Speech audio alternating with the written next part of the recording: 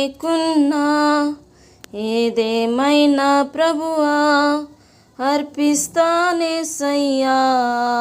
నా జీవితాన్ని.